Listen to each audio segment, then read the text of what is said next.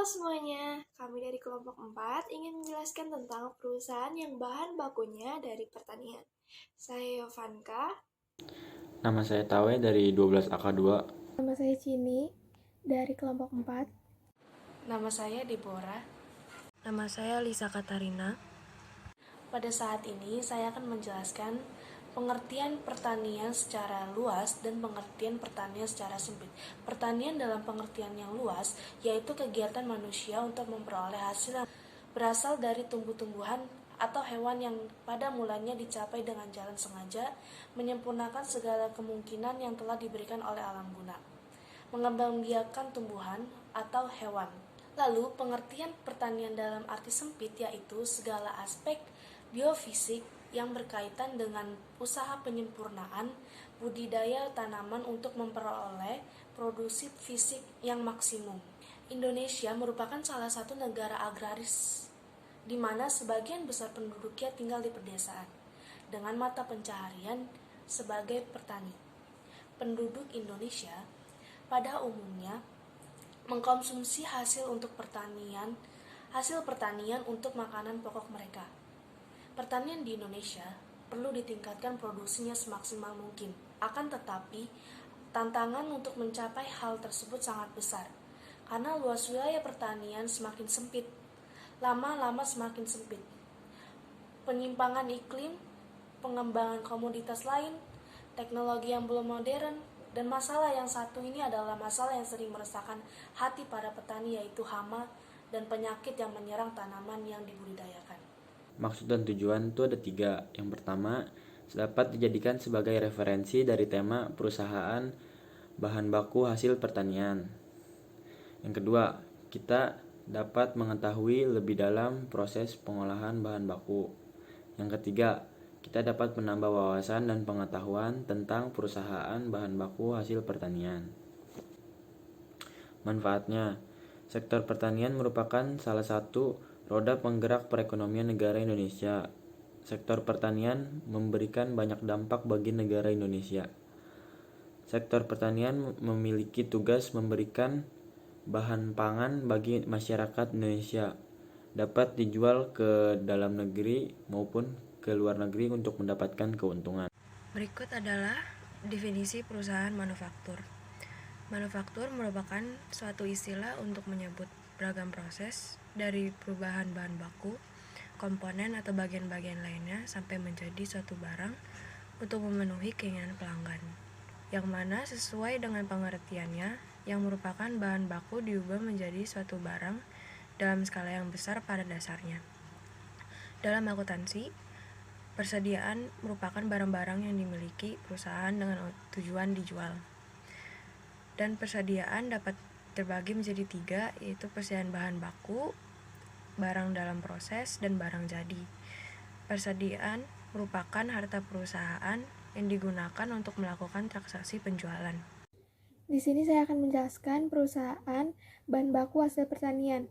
Perusahaan bahan baku hasil pertanian itu apa sih? Perusahaan bahan baku hasil pertanian adalah perusahaan yang sektor usahanya menjalankan usaha dengan bahan baku hasil dari pertanian. Mengapa perusahaan bahan baku hasil pertanian itu ada atau banyak sekali di Indonesia? Karena di Indonesia ini sangat memerlukan sekali, seperti padi yang diolah menjadi beras, lalu diproduksi hingga menjadi nasi. Nah, nasi tersebut adalah bahan pokok manusia dan karbohidrat utama bagi manusia. Makanya mengapa di Indonesia ini banyak sekali sektor yang menjalankan perusahaan di bidang bahan baku hasil pertanian tersebut. Nah, hasil pertanian tersebut, contoh yang lainnya itu apa? Ada dari padi, ada dari jagung, dan yang lain-lainnya. Sehingga menjadi barang jadi yang relevan. Nah, perusahaan di Indonesia ini banyak sekali yang menjalankan di sektor bahan baku hasil pertanian. Contohnya itu ada PT Buyung Putra Sembada Tbk, Hoki, yaitu perusahaan beras. Yang kedua itu ada PT Tani Unggul Indonesia. Ada dua jenis macam pertanian. Yang pertama itu pertanian modern yang menggunakan alat-alat canggih yang mempermudah pekerjaan manusia serta meningkatkan hasil panen dalam waktu yang cepat. Jadi pekerjaan akan lebih efisien. Sebelum menjadi beras, bulir-bulir padi harus dipisahkan dulu nih. Petani zaman now sih gak perlu lagi ribet-ribet menumbuk padi pakai lesung. Nih, sudah ada mesin penggiling padi modern yang canggih.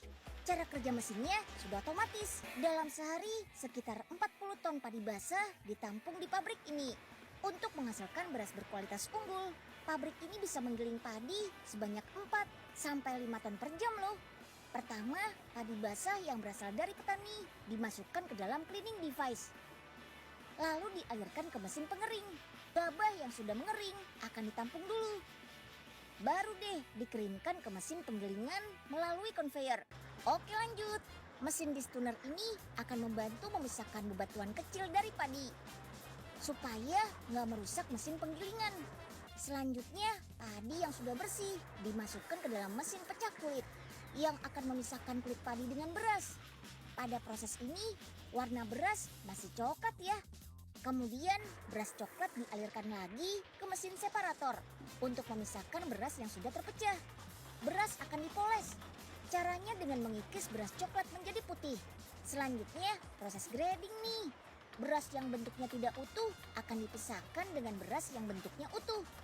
Setelah dikikis, warna beras masih kusam. Makanya perlu dimasukkan ke mesin poles air untuk disemprotkan kabut air. Semoga saja dengan hadirnya berbagai teknologi di bidang pertanian bisa bikin para petani makmur ya. Amin.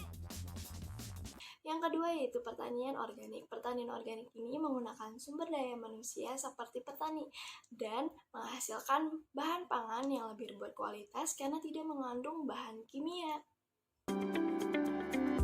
Pertanian organik itu adalah bisnis pertanian masa depan. Karena di dalam organik itu petaninya harus lebih kaya, lebih sejahtera. Dengan pertanian organik paling tidak secara lingkungan lebih baik dan lebih friendly. Sehingga apa? Kalau kita bersahabat dengan alam, bersahabat dengan tanah, tanah dan alam akan bersahabat juga dengan kita. Kenapa organik? Sebenarnya begini, di dalam organik itu ada salah satu yang namanya tata niaga. Tata niaga pertanian itu kalau kita lihat dari dulu selalu ada petani, selalu ada pengumpul, selalu ada pengijon, baru dapatnya pembeli. Dengan adanya pertanian organik sebenarnya adalah itu memutuskan rantai-rantai yang tidak perlu sebenarnya. Kenapa? Biasanya kalau dari organik itu kita harus langsung berhubungan dengan para petani. Sehingga harga-harga yang tidak perlu itu semua langsung bisa masuk kepada petaninya. Jadi kita harus berpikir kalau kita tanam cabai harus kita proses sehingga kita mendapatkan nilai tambah. Ini yang kita kejar sebenarnya. Nilai tambah itu sangat berpengaruh dari yang namanya tadi pertanian modern gitu. Karena anak-anak modern sekarang kan anak-anak muda yang kita ingin motivasikan untuk menjadi petani, mereka juga harus lihat, wah ternyata saya ini bisa menghasilkan cabai bubuk loh. Oh ternyata saya bisa menghasilkan chili flakes. Padahal itu juga dari cabai, tetapi harus diproses. Yang B, menjelaskan tentang bahan baku. Bahan baku adalah bahan yang meliputi seluruh bahan yang digunakan dalam perusahaan manufaktur. Maka bisa kita simpulkan bahwa bahan baku adalah bahan utama yang diperlukan dalam membuat suatu proses barang dari suatu hasil produksi. Meskipun bahan utama ini harus diolah terlebih dahulu melalui berbagai proses yang bisa dijadikan menjadi suatu produk yang lain, sehingga barang tersebut bisa menjadi barang jadi atau barang setengah jadi yang berguna untuk memenuhi kebutuhan hidup manusia. Jenis-jenis bahan baku dibagi menjadi dua, yaitu bahan baku langsung dan bahan baku tidak langsung. Yang pertama, bahan baku langsung bisa disebut juga direct material. Pengertian bahan baku langsung adalah bahan pokok utama yang terpenting dari suatu bahan jadi yang dibuat atau diproduksi oleh perusahaan. Bahan baku tidak langsung atau disebut juga indirect material. Pengertian bahan baku tidak langsung adalah suatu yang berperan langsung dalam bahan utama pada kegiatan produksi. Namun bahan ini tidak secara langsung terlihat pada suatu barang jadi yang sudah dihasilkan oleh perusahaan. Di sini juga terdapat bahan penolong. yang berfungsi untuk meningkatkan efisiensi saja. Karena tidak semua produksi barang itu dibutuhkan bahan penolong untuk menyempurnakan. Ayam tepung misalkan. Ayam tepung itu kan membutuhkan bahan penolong. Bahan penolongnya itu apa? Bahan penolongnya itu adalah tepung, garam, mesin produksi, dan lain-lainnya. Banyak sekali. Jika tepungnya tidak ada, maka proses produksi tidak berjalan secara lancar. Nah, bahan penolong ini juga beda dengan bahan tidak langsung. Kenapa? Bahan tidak langsung ini jika tidak ada, maka proses produksi tidak dapat dilakukan. Nah, jika bahan penolong ini tidak ada, kemungkinan proses produksi ini masih bisa dijalankan dengan baik. Nah, yang ketiga ini ada barang relevan. Barang relevan ini apa sih? Barang relevan ini adalah barang yang sudah menjadi utuh dan bisa dikonsumsi oleh konsumen. Contohnya, dari padi ke beras, lalu ke nasi.